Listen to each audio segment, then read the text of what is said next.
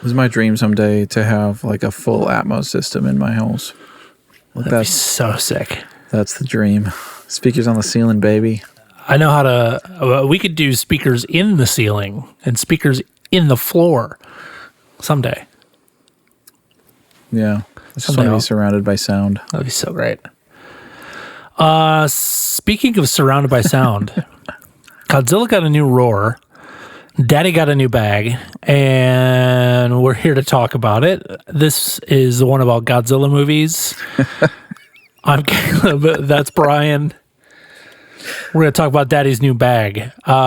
Before we jump into it, I'm always like, I don't know where this is going every time. That's how I feel. I'd like to talk to you about our Lord and Savior Patreon. Patreon.com/the one about Godzilla movies.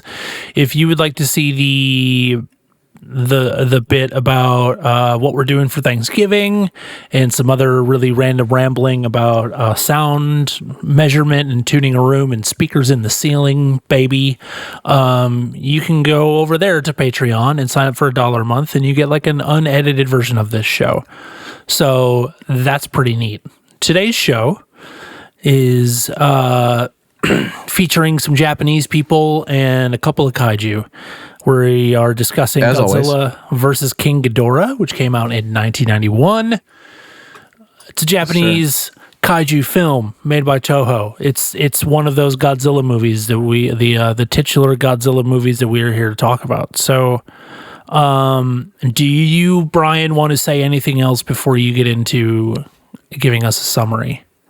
I did want to say that I thought it was funny that your segue was speaking of surround sound, because this movie did not have surround sound. Huh. The audio was stereo. Which is a little bit more surrounding than mono, but technically not surround sound. Missing that dot one. Let's do a little summary, some little summary action. Summarization. In this movie has some time travel in it. Visitors from the 23rd century, which is probably closer than it seemed when this movie came out. But they arrive in Japan claiming they want to prevent a future disaster caused by Godzilla. They take a research team back to 1944 on Lagos Island, where a prehistoric dinosaur, the future Godzilla, once saved Japanese soldiers during World War II. The time travelers secretly removed the dinosaur to prevent Godzilla's mutation, but secretly plants 3 engineered creatures called Dorats, which mutate instead into King Ghidorah, which revealed their true plan to use Ghidorah to conquer Japan and cripple its future economic power. So they did a little swapperoo, basically. They pulled a fast one on them. Yeah, they claimed they were trying to save the future from Godzilla, but really they were trying to swap Godzilla out for King Ghidorah so that they could control it. Meanwhile, the dinosaur is inadvertently mutated anyway by a modern nuclear submarine, resulting in even more powerful Godzilla. Godzilla defeats King Ghidorah, but the future people restore the monster as Mecha King Ghidorah from the future, and they battle and then crash into the sea. But Godzilla survives. Yes, dude. That's basically the movie. Yes, dude. It's wild, dude. This one's really fun, and it's really huge fun. Swing into the sci-fi realm for sure. Huge swing into the sci-fi realm. This movie was on the Sci-Fi Channel. My family had Dish Network growing up. This was one of the movies on the Sci-Fi Channel quite a bit.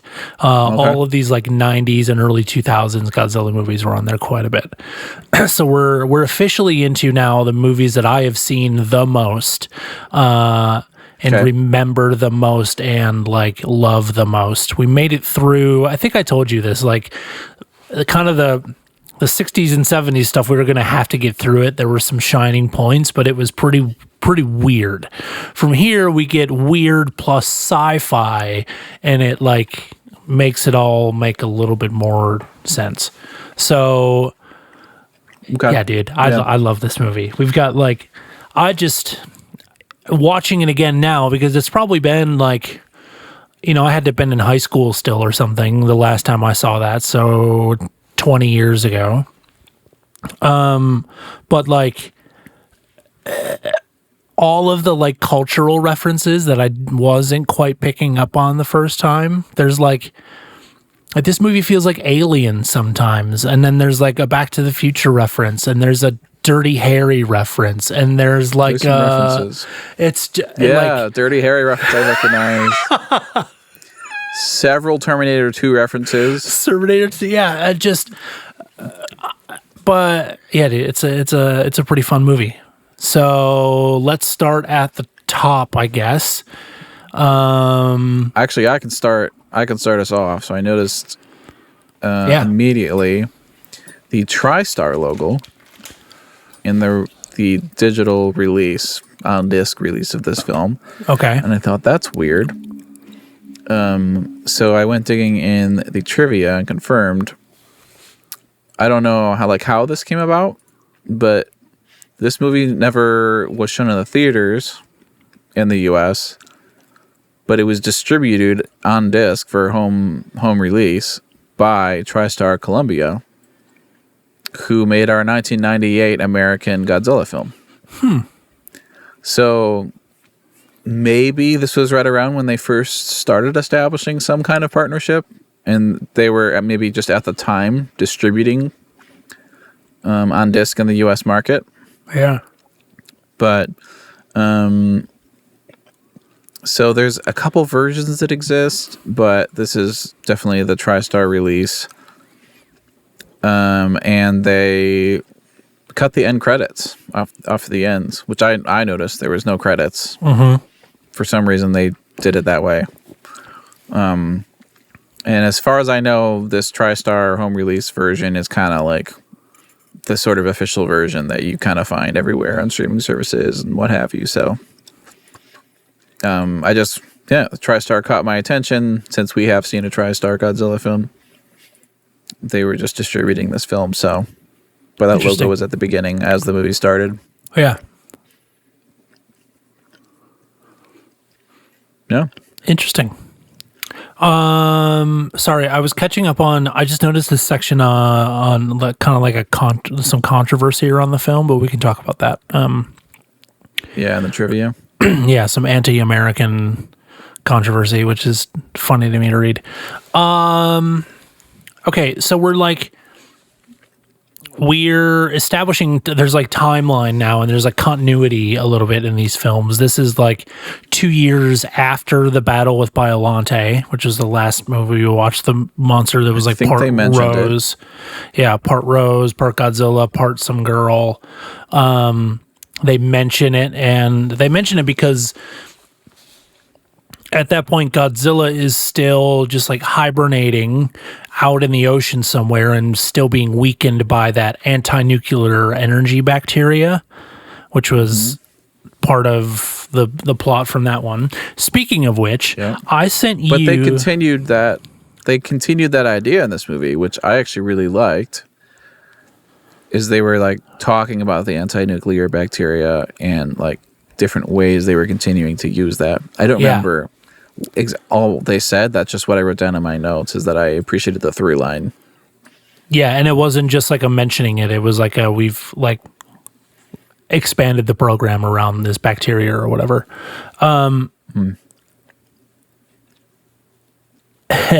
A couple days after we recorded the Biollante episode, I sent you a thing from Reddit that I'm going to talk about now, just as a quick like aside. But scientists have discovered a black fungus growing on the radioactive remains of Chernobyl nuclear reactor that appears to have evolved the ability to feed on radiation. That is happening in real life. So kind of funny that it was a plot point in Biollante and is actually kind of the thing that is happening now. So unrelated, but raccoons in cities are evolving to become more cute, so humans will domesticate them. Interesting. I just read that the other day too. Nice. There's no raccoon kaiju though that I know of. Not yet. There isn't. Dang it, man! You just okay. So we have timelines in this film. off. We have continuity. So we're back 2 years after Godzilla fights Biollante. He's still kind of sickly, whatever.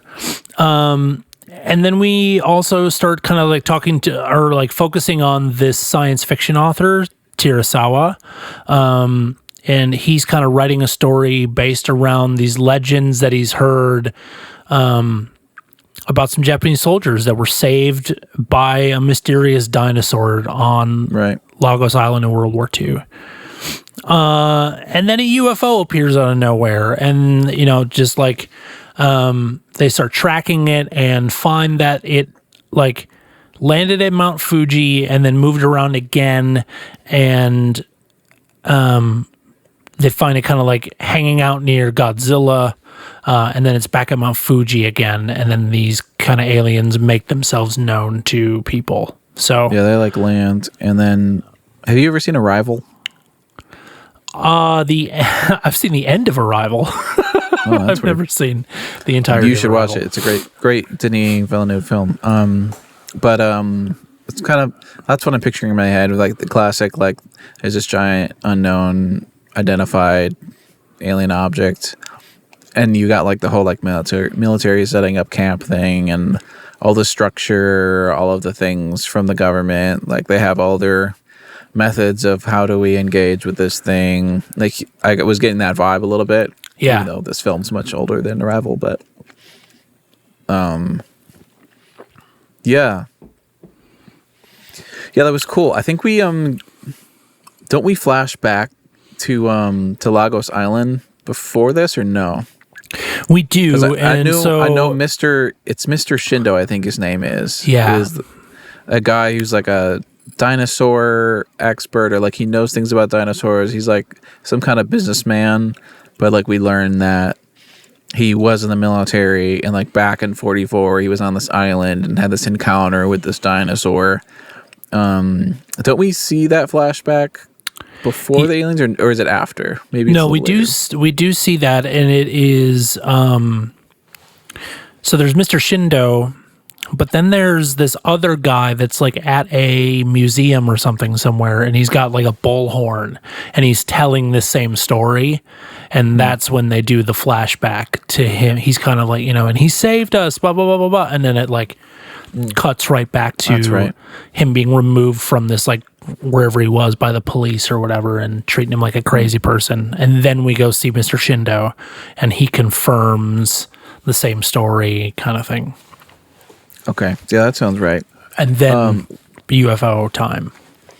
One thing I really like about sort of the timeline-ness of this film, I don't remember when or how it is explained, but there's sort of like a bit of a sequence talking about how Godzilla was created, and it kind of talks about, okay, there's the idea of Godzilla originating from a dinosaur, and that it came about because of nuclear testing.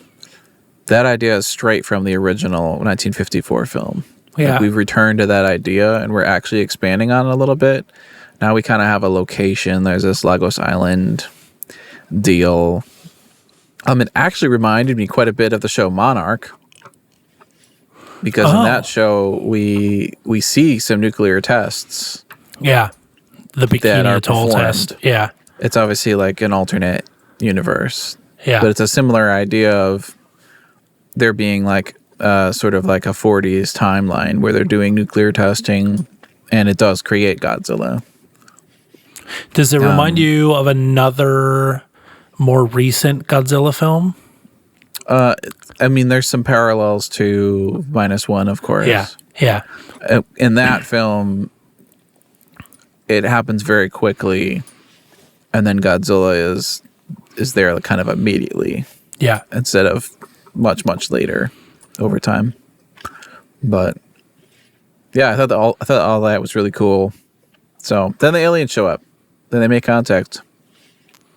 So yeah, I thought I liked the way that they were like, it wasn't just, sir, we've received a report, the aliens want us to contact them or whatever. It like showed up on the TVs at the military base, just like like broadcast themselves. Yeah, exactly. And they all your showed, TV belonged to us. They showed that happening instead of just, like, oh, this thing just appeared kind of thing, which is kind of how they would have done things. Yeah, for sure in the in past. these movies. Yeah. Yep. Yeah. So we got So we've got aliens. They show up and they claim that eventually Godzilla gets so powerful that he just like wipes out Japan. And they are here.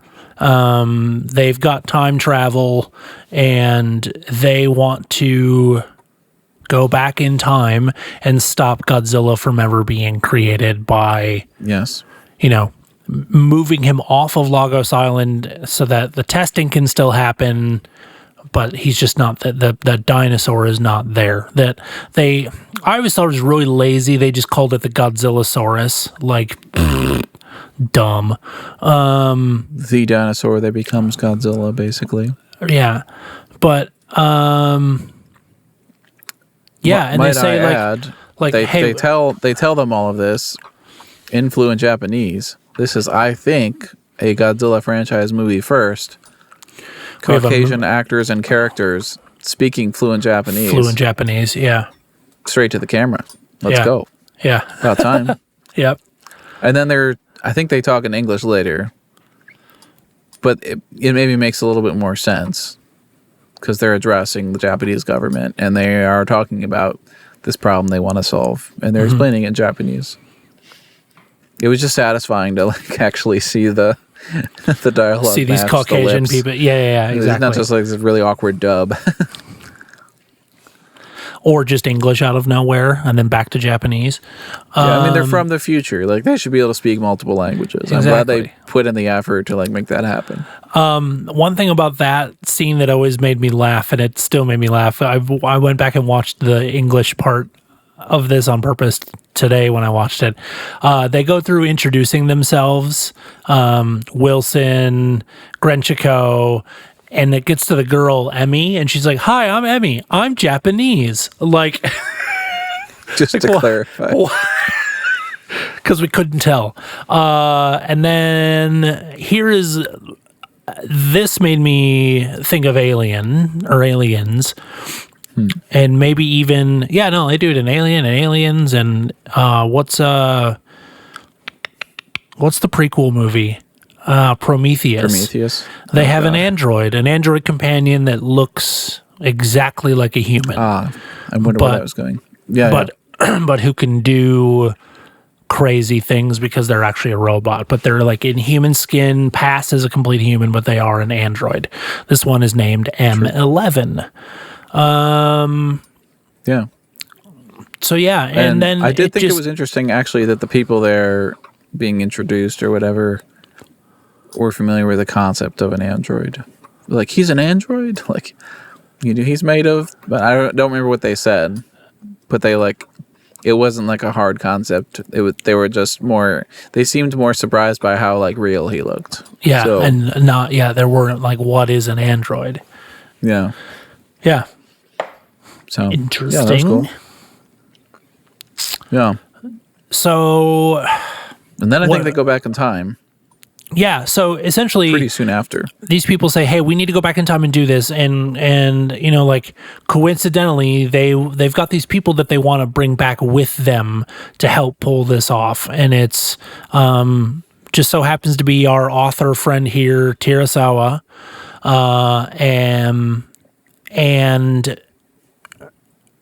it's a little ambiguous as to why Professor Mizaki. I guess he wrote a book. Yeah. He's writing the book about Godzillasaurus. He's the one writing the book about the men from Lagos Island. We've got Professor Mizaki, Mizaki is the one who was outside of the museum or whatever with the bullhorn saying, like, there was this giant dinosaur and he saved us on the island. And they kicked him out. Yeah. Mizaki, and then Miki Sagusa, who is returning from the last film. She's the girl with telekinetic powers. And so they just kind of all get in their time machine, which looks very It reminded me a bit of a 2001: A Space Odyssey. Yeah, very white and and they go back to 1944, and they take their little Dorats with them. Their little like they look like gremlins, futuristic genetic gremlins, and which is a secret plot. But at the time, they're just like, oh, these are our little pets. They're just going to come with us, and it is. You know what? We will be right back after a word from our sponsors. And we're back after that word from our sponsors. What was I saying? A pause for station identification. Who's sponsoring us? Nobody. That's why there's nothing there. We're back from our from a word from our sponsors. There's nothing there. We should just make up a logo of a company and just put it in for no reason.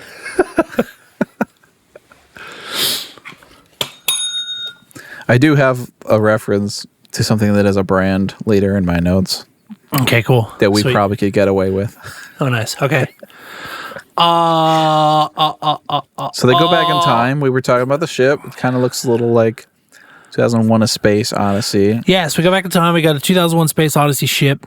I did write down in my notes that I liked what I called ambitious sci-fi.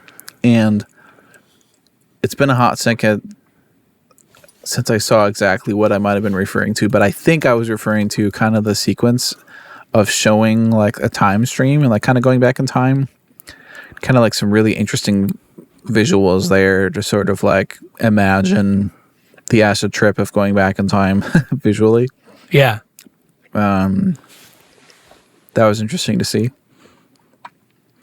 The thing that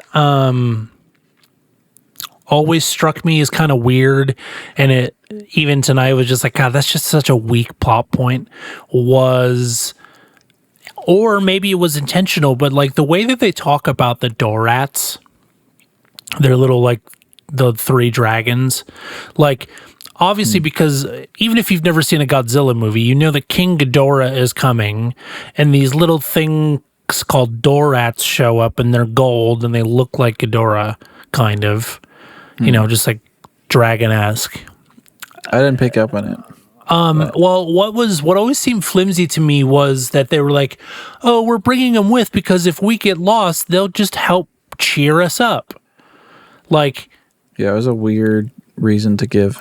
And so, but what I'm stuck on was like, was that intent? Like, did they make it intentionally flimsy because the aliens were being like dumb? Yeah, dumb. Like, because there were a few times when it just like, it's like the aliens didn't see something coming, kind of thing. We get that later with like Godzilla coming back, and they're like, man, we should have seen this coming. There's that moment of just like the two men are talking to each other on the ship, and they're like, we should have seen this coming. Here he is, you know, like send Ghidorah after him. Yeah, so were they trying to make the aliens seem like maybe they didn't completely have all of their poop in a group here, and maybe foreshadowing a little bit about like, you know, they were just gonna miss it by that much? I've never heard that saying in my life. I'm just gonna say title in case we. Well, it's a nice way to somehow front load poop in a group into our title of this episode. What the? It's a nice way of saying get your shit together. Get your poop in a group. I mean, I believe that. I've just never heard it in my life. Where are you from? Where do these sayings come from? You and I grew up 15 minutes apart from each other. And still, I've never heard anyone say that in my life, including you. I am going to say that's your problem and not mine. You're the sheltered one here. You say so. I've never heard any other human say that. Really? Never. Oh, I've worked in a church. I think that's definitely probably where it came from. Definitely going to say that. Get your poop in a group there. In a group? Get your poop in a group, don't you know? Oh my gosh. Okay. Yeah, and so like I was just struck with that right now, but up until like just before now, it was just like, are they dumb? Like what? That was the best that they could come up. Oh, if we get lost, they'll bring us joy. Ha ha ha ha ha. It's just kind of like dumb. So they watch Godzillasaurus attack some U.S. Navy, stomp on some people. They mortally wound Godzillasaurus.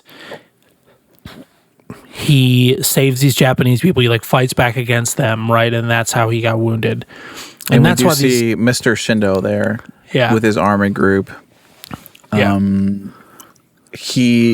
This is absolutely in like, I have a bunch of like, I have like 3 things in my stuff I would change from this section, actually. Sweet. Well, let's go there. Number 1, which is pretty obvious, but all of the English dialogue from like the naval guys who are like the American military. It's like the worst dialogue I've ever heard in my life. Take that, dinosaur. Take that, you dinosaur. Yeah. Was in my I absolutely love it category. Take that, you dinosaur. Someone wrote that.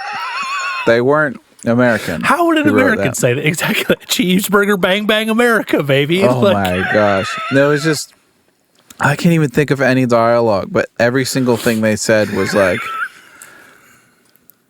that's not how anyone talks. And honestly, the thought that popped in my head is this sounds like 2 aliens trying to convince people that they're human. Like that's what the dialogue sounded like, which they weren't the aliens. Home and do human things like sleep in my human bed. Eat my human dinner. It was real bad. So they like land in their spaceship and stuff, and they send out M11 to like go scouting or something. I don't remember what. They're being bombed, and he's like, I'm going to go check it out. I'm going to find them. This is the thing that is like the cringiest thing is they have him do this speed walking thing where his feet are not touching the ground, but he's just like slow-mo going like this. But his body's moving at like 4 times the speed of a regular man. It's like he's pantomiming running, but he's like just kind of floating. And it is it really takes you out of the moment because it just looks so bad. It's terrible. It really does.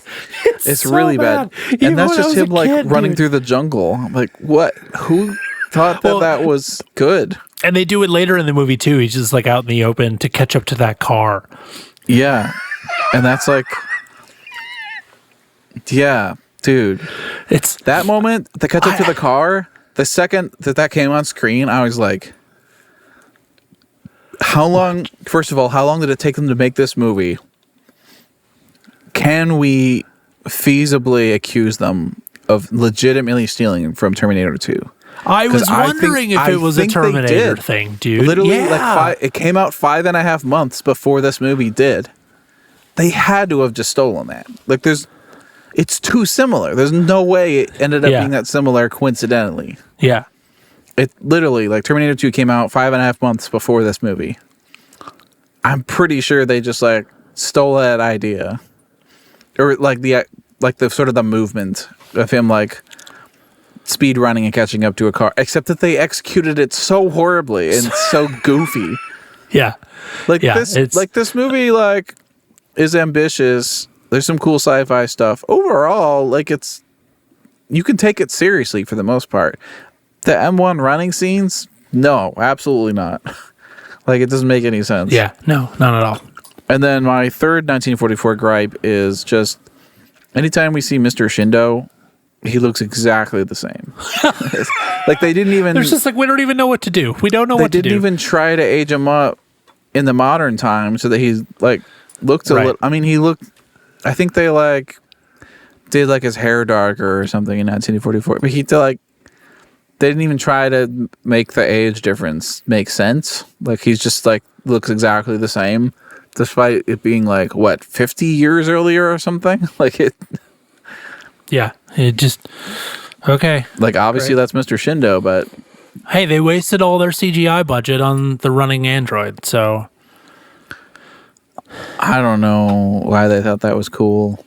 It hurt a little bit. On the plus side, in sort of this part of the movie, and really throughout, the sort of the scale compositing of like large things and small things together. Like they did a really good job with the perspectives and everything. Yeah. Making the dinosaur feel big. However they shot it. I'm not sure how they shot it, but I mean, it's a dude in a suit still.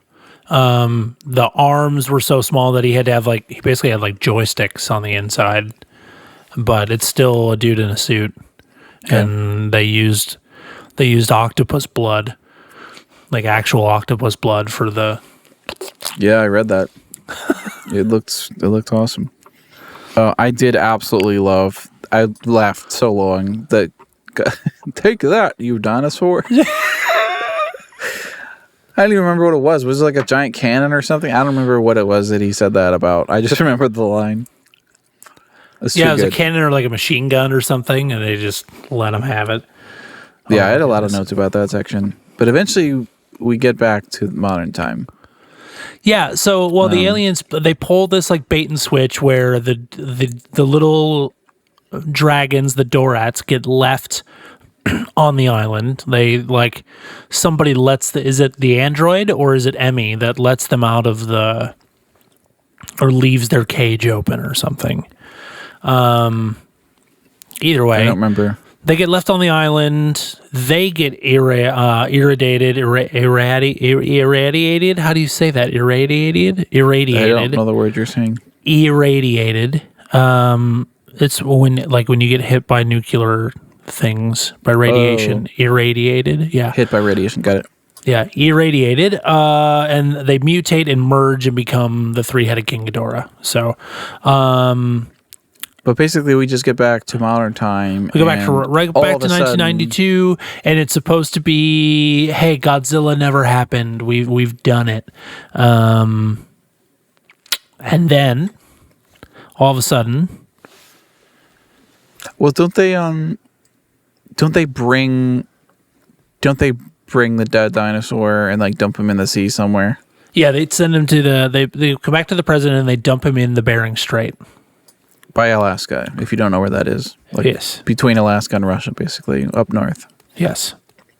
Yeah, but they find out, okay, Godzilla wasn't created, but now we have King Ghidorah.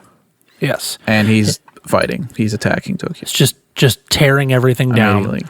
And it is eventually revealed that the aliens want to destroy all of Japan except for Tokyo and rebuild them into some kind of superpower that they become that they say Japan becomes in the 23rd century. Which reminded me of I want to say it was... Which one were they like building the kids' theme park and... There's a bunch of fights in the theme park, but there's like that high tower, and like and they are aliens. I think they're zillions, but they had like grand plans for rebuilding Japan. It's like a similar like idea. That might have been the one with King Ghidorah in it actually, where they have him and Rodan, like they're on the moon or whatever, and they pick Godzilla and Rodan up in those little like bubbles. I'm thinking of the one with the saw chest. I cannot think of. Gigan. Maybe the first one with Gigan, possibly. I think you're right, actually. Anyways, there's no new ideas, but apparently aliens want to like rebuild Japan in their own way, but only Japan, nowhere else in the world, just Japan. Well, yeah, common idea. Apparently, much like California, as goes Japan, so does the world, according to aliens. Yeah. Have you ever noticed that? Like California starts on something and then like pretty much like eventually just like kind of becomes a thing around the whole world. I don't have any direct examples. Hamburgers, cheeseburger, bang, bang, America. So yeah, they dump him in the Bering Sea. They unleash Ghidorah, and then they tell the people of Japan, "Hey, we double crossed you," basically, or like our friends Mickey and Sirasawa. Yeah, they tell him. They figure it out, and they kind of tell him, yeah. So then Emmy, who at this point like doesn't. I don't know. It's like she doesn't agree now with the other two alien dudes anymore about this, and so she's siding with the humans more. She's siding with the humans more, and is like they're playing on the fact that like she's Japanese. She feels a tie to these people. This is her homeland. There's that little reveal at the very end of the film. We have a little bit of a Luke and Leia moment. Thank God they didn't kiss. But like. Anyways, she takes M11, the android, back to her room or whatever and reprograms him. I thought that scene was really cool because it was a little bit of we had a couple more like Japanese like product placements. She was like replacing in the this CDs movie. in his head. I think. But they were like the mini discs. Do you remember those? Were they the little CDs? Yeah, they were the little ones. Because the center of it was like the normal CD size, but then there was only like this much the scale. Plastic on the edges of them. They were like, which if you think about it, is pretty much about the size of this headphone. So like, and it was like his whole ear that like slid out. I thought that like that whole design was really freaking cool. I do remember those. I think I had like one like game that was like a CD-ROM, but it was like a mini disc. Nice. Yeah, my dad had a video camera that used those for some reason. It was, really? I mean, it's a Sony thing. Okay. So that was a Sony thing. And then like the TVs, I noticed they made a point to make sure that you could see the word Panasonic on the bottom of the TVs in the military tents. Like, again, another pretty big, Gotcha. It's one of those like product placement things because they were probably like sponsoring the film or, like you see at the end of Grey's Anatomy promotional consideration provided by Apple. Insert Wayne's World, I will not bow to any sponsor scene. Yeah. My second favorite scene of all time in those movies. Too good. Contractor, no. I will not bow to any sponsor. So then the Japanese come up with this idea. They're like, okay, we've got King Ghidorah. The aliens are going to wipe us out. What do we do?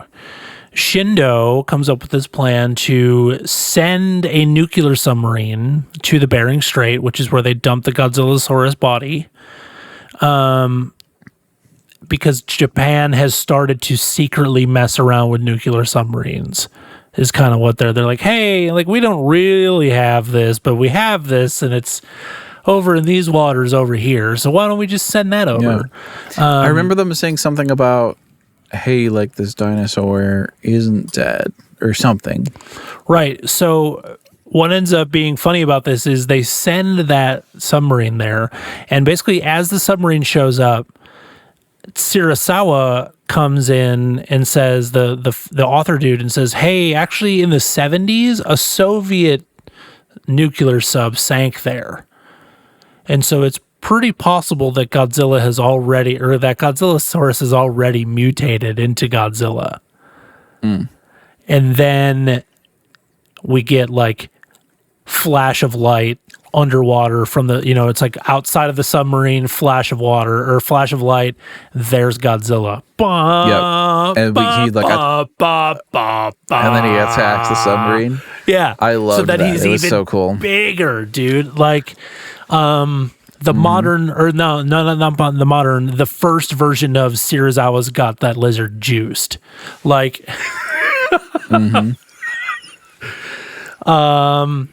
yeah, so he's back. He's bigger than ever because he's now gotten more radiation. He's bigger. It's freaking. He's better. Ladies and gentlemen, it's humongous. Yeah. So that was cool. He eats all that radiation, eats it up. Yum. He's bigger. He's beefy. I don't know. And he shows up to fight Ghidorah, and I had a moment of like this. So this is kind of basically the same suit from Biollante. You get that really wide, almost like puffed out chest, like dude's been doing that bench press. Yep. But they changed the head. It's a little bit like shorter, a little bit wider. It like fills out that body shape a little bit better. He still got the little ears though. Remember I mentioned that last episode? Still got the little ears. He's got the little ears on the side. Cute little ears. I dig them. and he just shows up to fight, and he just looks mean. And it's a low shot too, from like in between. It's like Ghidorah's wing and one of his legs is like partially in the way, and you just see kind of Godzilla come into frame. Oh, dude, it's so good. Yeah, and those eyes look great. Yeah, they do. Title. They look. I feel like in this film they finally look lizard-like. I don't know if we see that going forward, but it just makes way more sense. Yeah, I would love to be a fly on the wall of the that special effects studio or whatever that they made that was like building these costumes, or even just because there are all of these references to other movies and stuff where they were clearly trying to say because Biollante did not Godzilla vs. Biollante did not do well at all. It was another one that kind of crashed, and even and they put a bunch of money into it, and somebody convinced them to make this movie, but the studio Toho was okay, but look at all this stuff that's going really, really well in America, and the most popular movie at the time was Back to the Future, or Back to the Future 2, I think. At that point would have been. So that's where the time travel thing comes in, and why they wanted to bring that element in. But just I would have loved to be a fly on the wall in all these meetings where they're throwing these ideas back and forth of ways to step up, how they're learning to step up their production and storytelling values by looking at other art. And sorry, this is literally just kind of forming in my head right now, but as an artist and a songwriter, I guess, that is, I mean, it's kind of what we do, you know what I mean? We look around at, we I listen to all this music and it influences me, and I try really hard to, when I'm writing a song, I'm not trying to be oh, you remember that riff in that one, White Stripes song? Let's go rip, but that stuff just kind of seeps into you, and as you're paying attention to it, kind of thing, the more and more you pay attention to it, the more I find myself now remembering production techniques that I've heard other people have done in the past. Oh, I'm going to try that here, kind of thing. So, I don't know. I just want some kind of documentary about the people that made these movies. Yeah, because from here they start to get really, really good. That's good. So we're fighting. Yeah, they're fighting. I am fuzzy on a lot of the details of the fighting.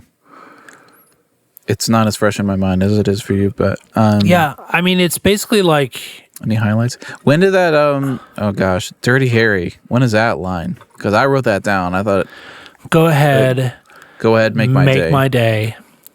Is the line, and they put it in this movie, but that's a 1971 film. That's not recent American history. I don't know why they took that one, but I mean, I don't remember when they said Clint Eastwood, dude.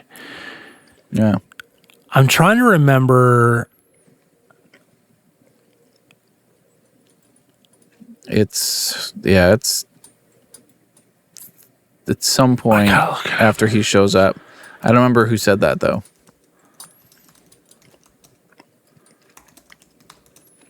Well, it's split up between two people. Somebody says go ahead, and then Sirasawa, the author, says make my day. Really? Yeah. I don't remember that either. This is why I have to watch the movie the same day we talk about it. My memory is horrible. But I remember liking the line. I was like, wait a minute, I've heard that before. And then I was like, wait a minute, that's Dirty Harry. You stole that line.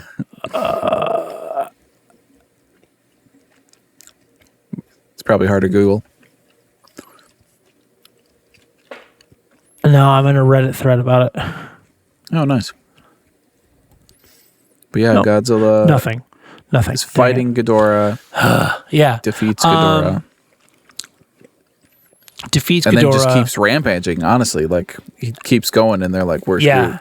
This is not friendly Godzilla anymore. No, and there's that scene where so he like starts like destroying Japan.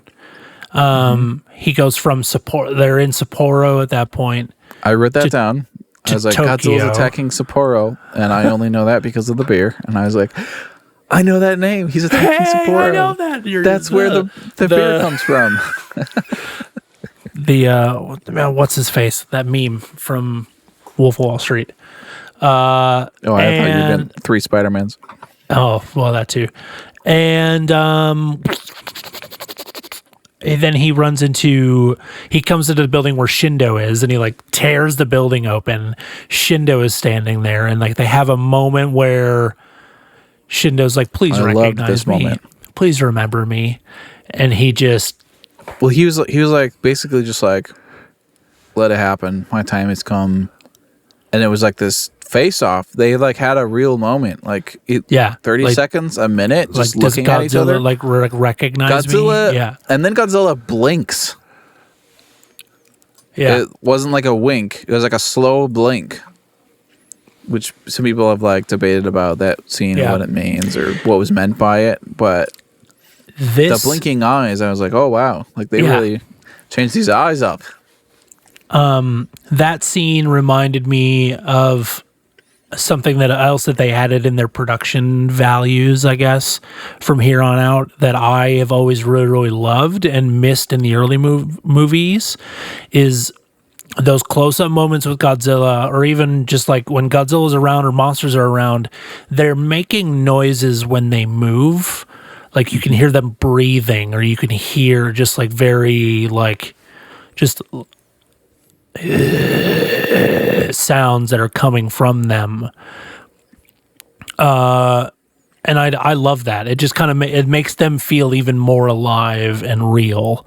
And I love the modern version of that basically every sci-fi movie now. If there's some kind of an alien or something, it's got some kind of a like rumbling low noise thing that kind of follows it everywhere. You know what I mean? Animalistic. Yeah, exactly. I love something that. Below 20 hertz. Yeah. And everybody, so yeah, there's just, that scene is so cool. I love seeing modern-ish Japan too. Like we're getting modern cityscapes. We're getting actual shots of Japan when there's buildings people, are a lot taller. Like, Godzilla's a lot taller. Yeah. Yeah.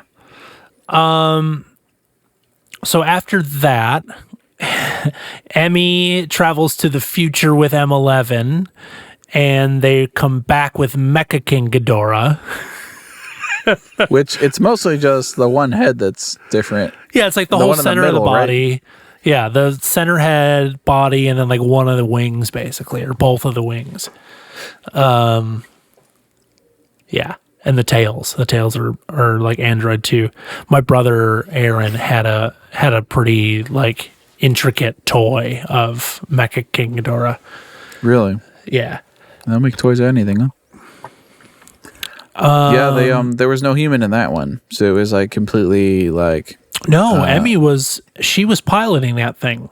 No, I mean in real life, the way they like made it. Oh yeah, there was not someone in the suit. That's all strings. It was like yeah, it was all like controlled by a whole bunch of people, like almost animatronic, I think, from my understanding.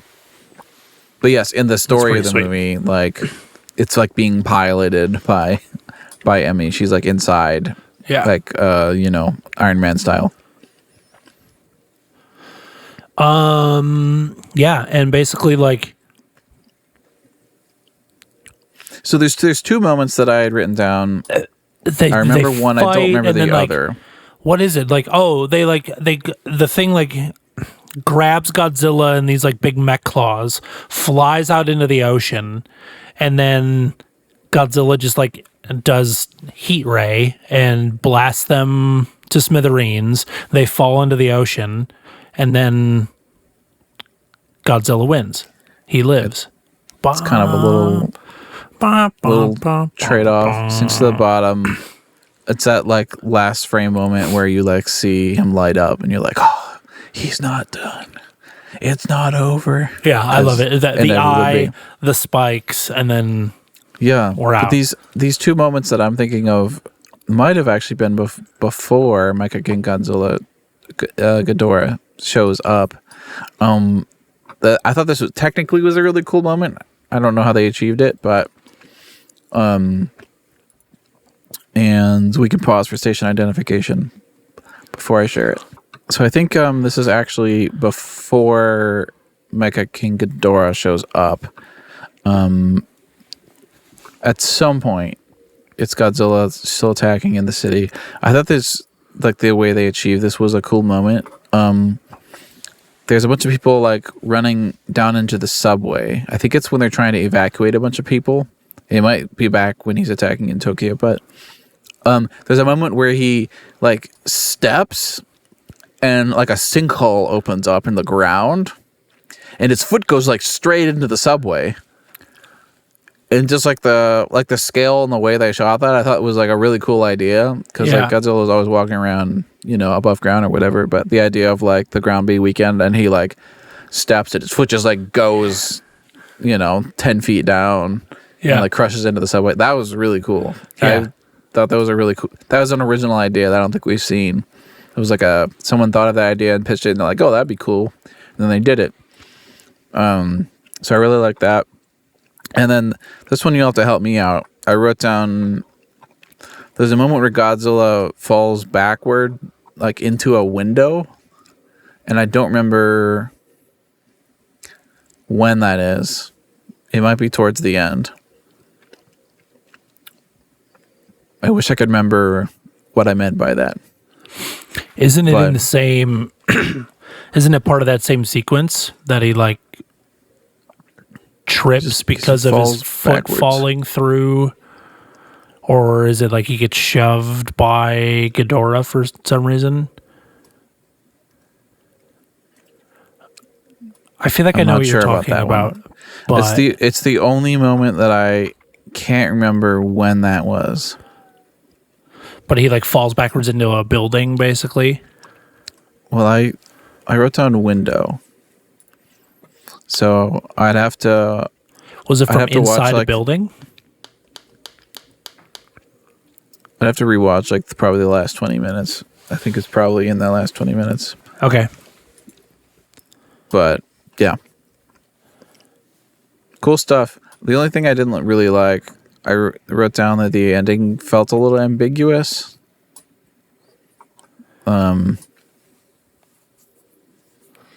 Maybe what do you just mean by that?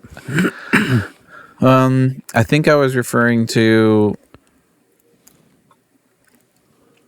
like after like the futurist stuff and how it wraps up. I felt like the story just kind of ended abruptly, and they were like,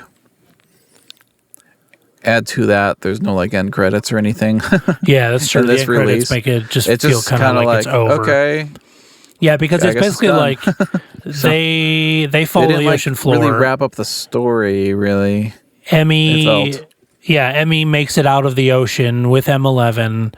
They go back to the future, and here is I mentioned this earlier, but like Emmy, as they're returning to the future, she tells Serizawa that they are descendants and that he is like her great-great-grandfather or something. Sure. And well, because what's interesting about that is that I think Serizawa was, because he had a girlfriend, and there was a thing about like there was a voicemail or something about him proposing to her or something like that, and he was like hesitant about committing to the future with this woman. And then he meets Emmy, and you can tell he kind of is like developing feelings for her a little bit. And then there's that like, wait, I don't want you to go kind of thing. And then like she says, oh, hey, by the way, I'm one of your descendants. You're my great-great-grandfather. And then it like cuts back to the girl that he is like having trouble committing to kind of thing. So it was like they wrap up that part of the story a little bit, like, oh, they do end up getting together and having kids, obviously, because here she is.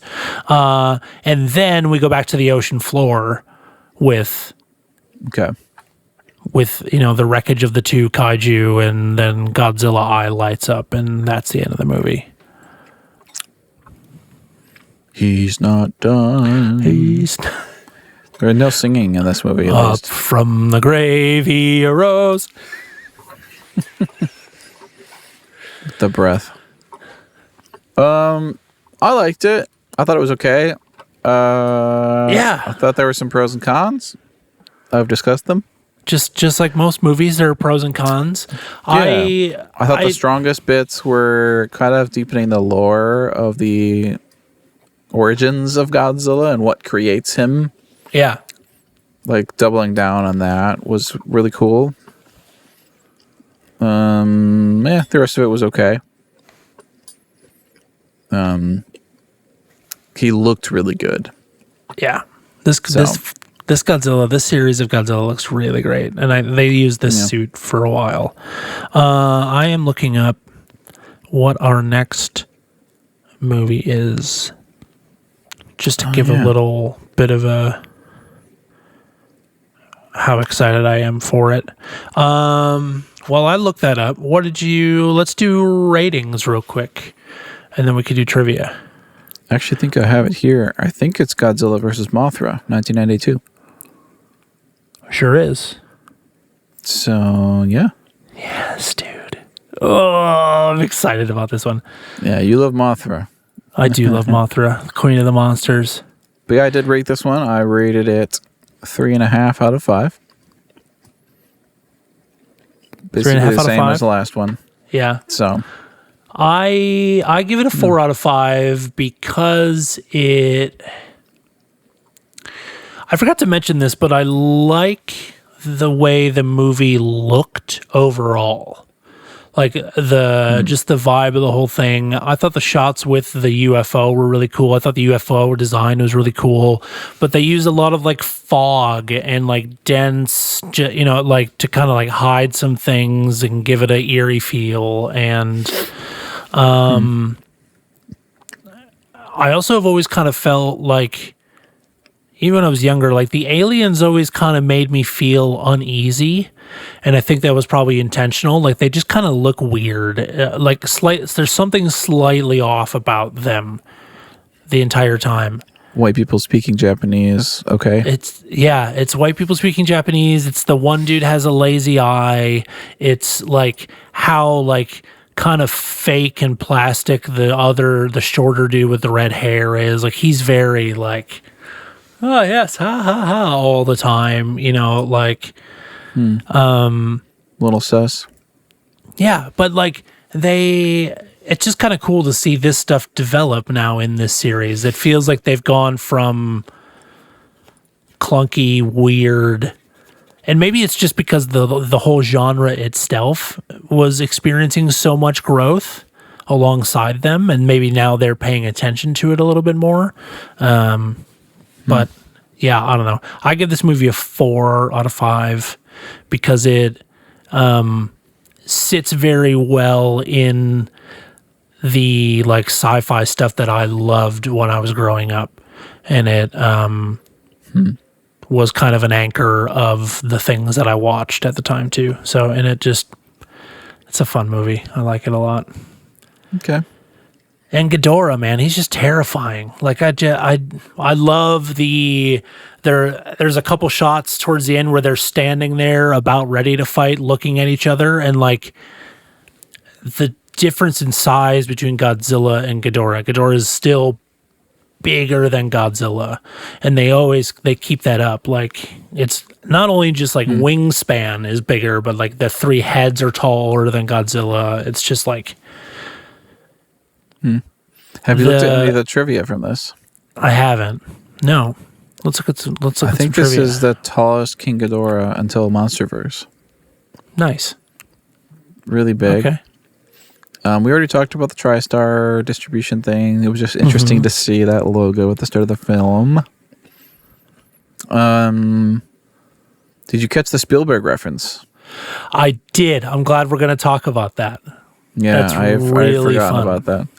They just basically named one of the army guys in 1944, Spielberg, as a nod to Steven Spielberg, because I think his father fought in the war. Well, but also, I mean, his father fought in the war, but what were they were talking about the UFOs, right?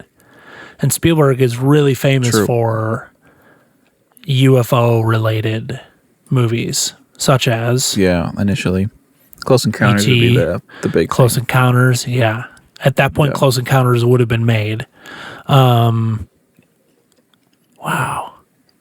Yeah, so that... E.T. was before this as well, yeah. Absolutely. That reference really... I love that. That was a good one. That's a good little... You liked it? Yeah, that's a good little Easter egg for me. I just thought it was kind of cool because it's these two dudes standing on the deck of a ship, and they see this UFO crash into an island, and oh, dude, it's totally a nod to Close Encounters because they're talking. Have you seen Close Encounters? Oh yeah. So the whole scene in the control tower, like of air traffic control, where they're going back and in Close Encounters and they're talking to a plane who sees something weird come up, and then all of a sudden, like it buzzes right past the plane, and then they ask if they want to make a report. And he goes, I wouldn't even know what to report if I wanted to, kind of thing. Like, and then they ask the other plane, hey, do you want to report? And they're like, no, we don't want to report anything either. Like, so in this Godzilla movie, these two are standing on the deck. They see the UFO crash into the island, and Spielberg says, like, well, I mean, they're like, what was that? Was that a and the captain or whoever he is says, oh, it was definitely a UFO. Well, and Spielberg goes, well, should we report that? And the captain goes, well, who would we even, nobody else saw that. Nobody, do you want to try and explain a UFO? Like, who would we even report that to? So they're talking about reporting it.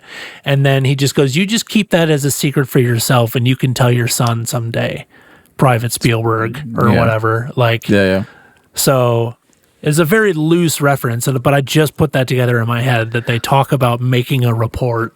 The way you created that conversation was leaps and bounds beyond any of that dialogue in the film. Me? Yeah. Yeah, well. Their dialogue was so weird and stilted. Yeah. But, yeah. It was a movie.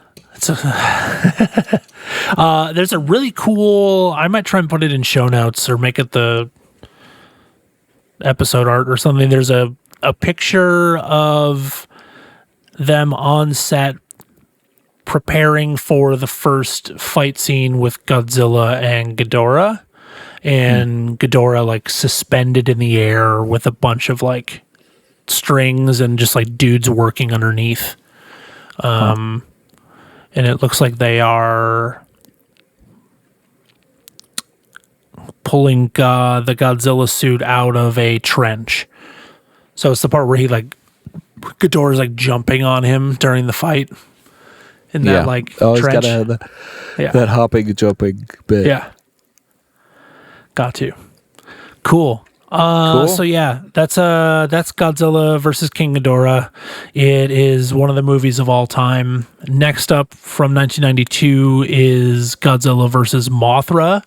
And yeah, dude, more twins singing songs to Mothra, more eggs, more weird little larvae and spitting webs out of their mouth. It's going to be so fun, dude. It's been a while since we've seen a Mothra, so the queen of the monsters is back.